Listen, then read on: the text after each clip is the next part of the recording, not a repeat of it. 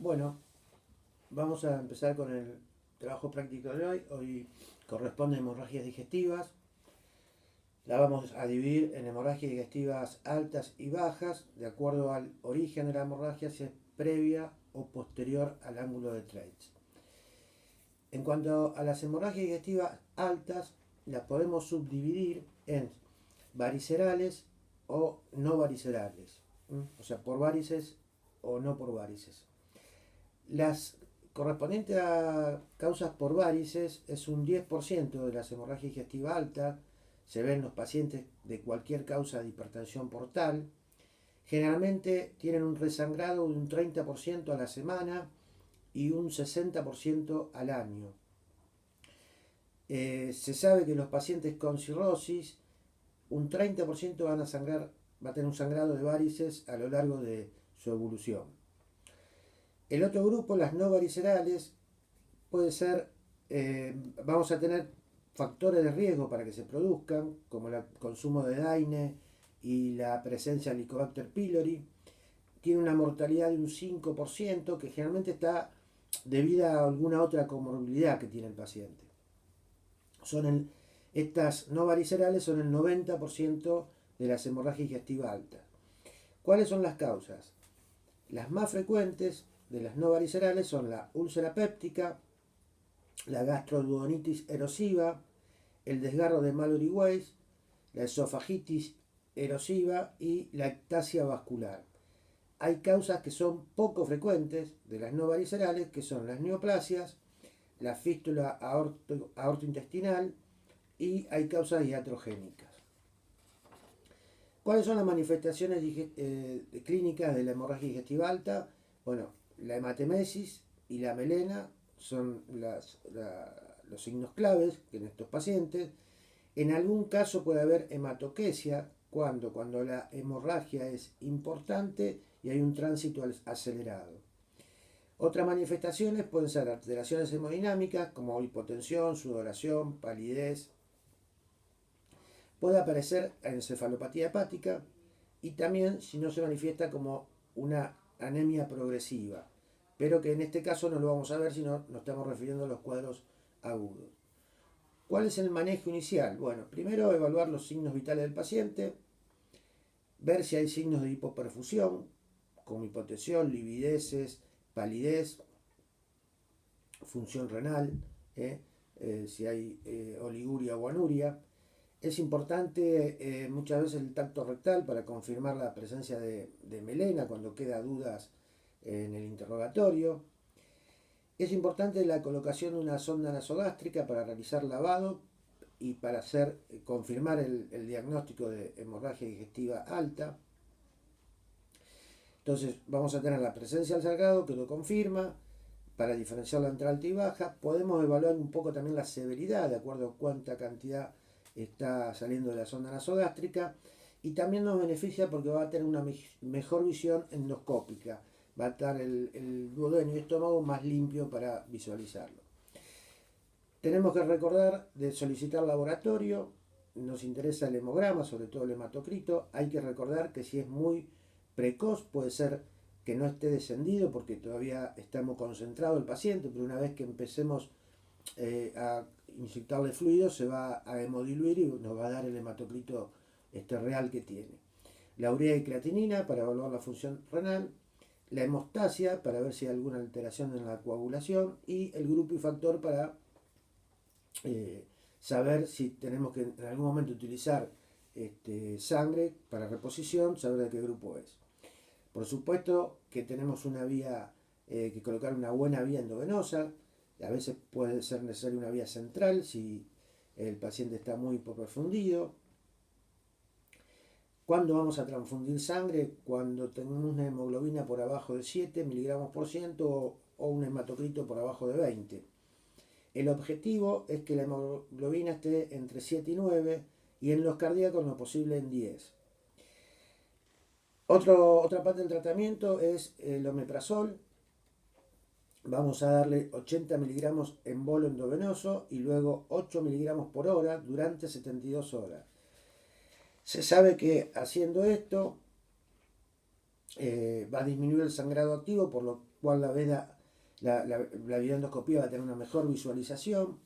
Disminuye los días de hospitalización, pero no disminuye la mortalidad. También vamos a usar prokinéticos, que podemos usar metoclopramida, o si no, eritromicina, 200 miligramos, 30 minutos antes de la endoscopía. Sobre todo lo vamos a usar en hemorragia severa y persistente. Esto va a mejorar la visión, también disminuye los días de hospitalización. En el caso de tratarse de úlcera péptica, vamos a continuar el omeprazol durante 4 semanas y antibiótico-terapia para el Helicobacter pylori, si fuera necesario, durante 2 semanas, como cuando lo vimos en el práctico de úlcera péptica. Si es una úlcera gástrica y no hay Helicobacter pylori, hacemos 8 semanas de omeprazol, pero es importante confirmar la cicatrización con una nueva endoscopía posteriormente. Podemos usar drogas vasoactivas, sobre todo cuando hay sospecha de varices. Se da de entrada y durante 5 días. Esto produce una vasoconstricción esplénica, disminuye el flujo arterial y venoso del sistema porta y disminuye la presión de la varice. Se usa terlipresina, que es un análogo de la vasopresina, 2 miligramos en bolo durante 4 horas, durante 2 días, y luego se sigue con 1 miligramo cada 4 horas durante 3 días. Si no, se puede usar el octréctido, que es un análogo de la somatostatila. Se da un bolo de 50 a 100 microgramos, hasta 3 bolos cada 5 minutos, previo o durante a la veda. Y se hace un mantenimiento de 50 microgramos por hora durante 3 días endovenoso, y luego se sigue con 100 microgramos cada 8 horas subcutáneo durante 2 días más. El ideal de la videoendoscopía es hacerla antes de las 12 horas, mínimo antes de las 24 horas. ¿Cómo clasificamos endoscópicamente a las úlceras? Se usa la clasificación de Forrest, donde se divide en tipo 1, tipo 2 y tipo 3. La tipo 1 la dividimos en A, que es la pulsátil, y la B, el sangrado en napa. O sea, A, sangrado pulsátil, B, sangrado en napa. La tipo 2 tenemos 3 subclases. La A es vaso visible, la B es un coágulo adherido, la C es un fondo sucio. Y la tipo 3 es el fondo de fibrina. Todos estos que enumeramos, los 3 primeros, o sea, el Forest 1A y Forest 1B y el Forest 2A, son de alto riesgo. De ahí hacia abajo, el Forest 2B, el Forest 2C y el tipo 3 son de bajo riesgo. ¿Cuáles son los factores que puede tener de mal pronóstico una úlcera? Que sea mayor a 2 centímetros. 2, que tenga un vaso visible grande. 3, que uno encuentre sangre fresca en el estómago. 4, que esté en la curvatura menor alta. Que esté en la pared posterior del bulbo duodenal. O, como dijimos hoy, que sea un Forest 1A o B o un 2A. Otra posibilidad que tenemos es que el paciente además presente ascitis. Y hay que descartar la peritonitis bacteriana espontánea, que es más frecuente durante el sangrado. Por último, en cuanto al tratamiento endoscópico, sobre todo se hace en el Forest 1A y 1B, se puede hacer inyección local de adrenalina o de un esclerosante, como el polidocanal. Hay también un tratamiento mecánico, que son los clips, y hay un tratamiento térmico que se hace con una sonda bipolar. Generalmente se combinan 2 de estos tipos de tratamiento: inyección con clip o inyección con sonda, o clip con sonda. En cuanto a las varices esofágicas, algo ya dijimos, lo ideal es hacer la veda antes de las 12 horas para hacer la ligadura de la varices o la escleroterapia, más la farmacología que habíamos nombrado con los análogos de la vasopresina y análogos de la somatostatina. También puede utilizarse en principio la sonda de Sintaiken-Blackmore. Esta es una sonda que tiene dos balones, un balón esférico en la punta y un balón cilíndrico hacia proximal. La sonda se coloca vía nasal o oral, se llega al estómago, ahí se infla el balón distal, que es el esférico, se tira para que presione en el techo gástrico y después se infla el balón cilíndrico que presiona la parte inferior del esófago. Generalmente es una medida de salvataje con un paciente muy grave, no hay que dejarlo más de 24 horas porque puede producir necrosis de la pared. En un 90% de los casos produce la hemostasis inicialmente y nos da tiempo para hacer otras medidas, pero tiene un resangrado de un 60%. Otra posibilidad es el stent metálico auto expandible que se coloca en la parte donde están las varices esofágicas vía endoscópica y se deja durante 7 a 14 días. A partir del sexto día se va a empezar a hacer profilaxis, cualquiera sea la medida que tomemos, con propanolol, 40 miligramos cada 12 horas, y se lo puede ir aumentando a la medida que lo tolere el paciente, sobre todo por la hipotensión. Bien, pasemos ahora a las hemorragias digestivas bajas, que como ya dijimos son aquellas que se producen por debajo del ángulo de Treitz. Estas son a mayor edad, mayor frecuencia de las hemorragias digestivas bajas. ¿Cuáles son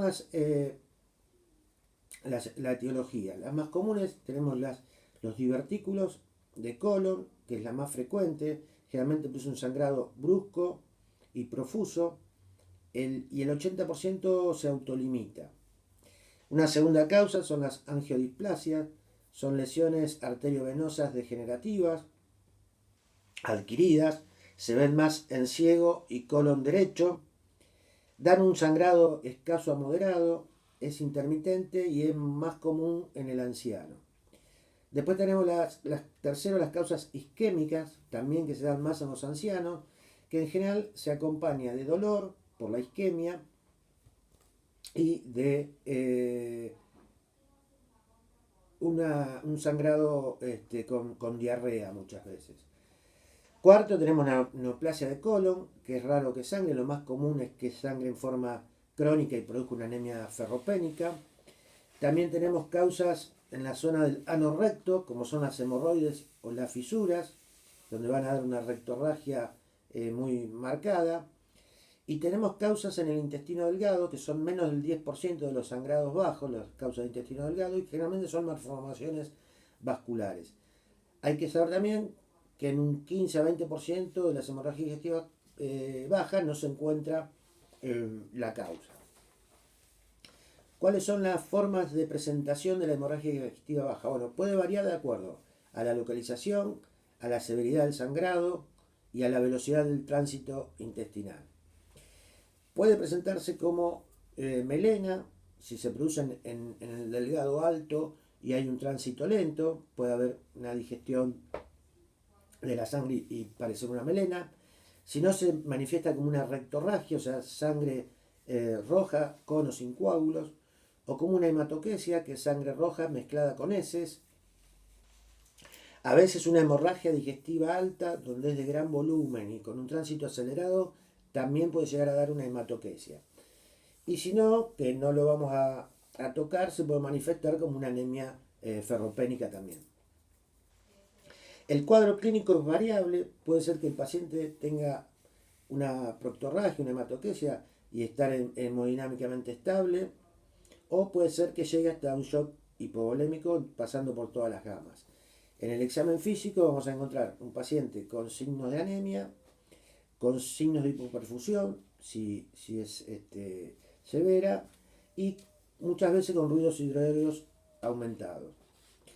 En cuanto a los estudios, bueno, necesitamos un hemograma, sobre todo el hematocrito, creatinina y urea para evaluar rápidamente la función renal, una hemostasia y también el grupo y factor. En cuanto al estudio más importante es la colonoscopía precoz, que hace un diagnóstico en más del 70% de las veces, si la hacemos en las primeras 24 horas, y que muchas veces no solo es diagnóstico, sino también terapéutico. Si con la colonoscopía no no hacemos diagnóstico y la hemorragia sigue, podemos optar por la arteriografía mesentérica. Lo que pasa es que esta requiere que haya un flujo de pérdida de aproximadamente entre 0,5 a 1 mililitro por minuto, si no, no vamos a tener ningún resultado.